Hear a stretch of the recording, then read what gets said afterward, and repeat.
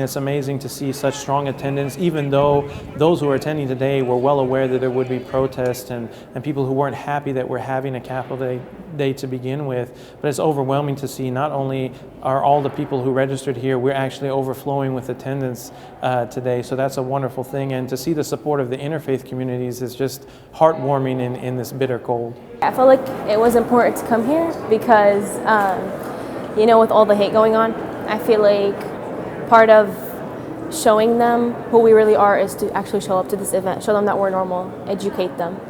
Because they could hate all they want, but by showing them that we're just normal and educating them about who we are, then maybe they'd accept you more.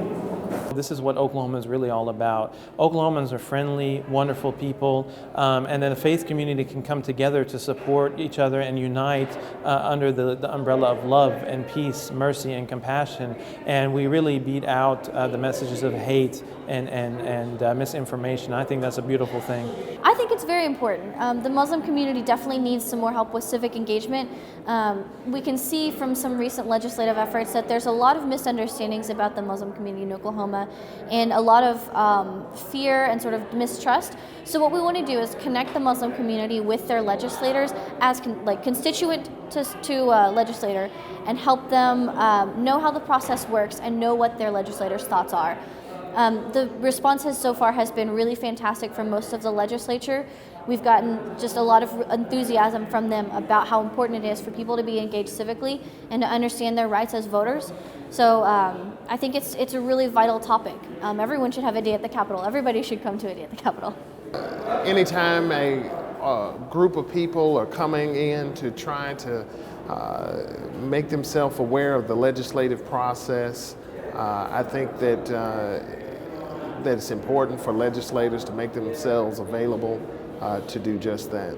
I think it's extremely important for people to engage, to make sure that your legislators know that you exist. So when they're voting on laws that may affect a community or an issue that you may be passionate about, the only way to affect that law is to be in that building. I even encourage them to run for office because it's important for minority groups to be in this office so that they have an opportunity to be at the table. If you are not one of those minority groups that are currently in the legislature, you are subject to what people think or perceive about you.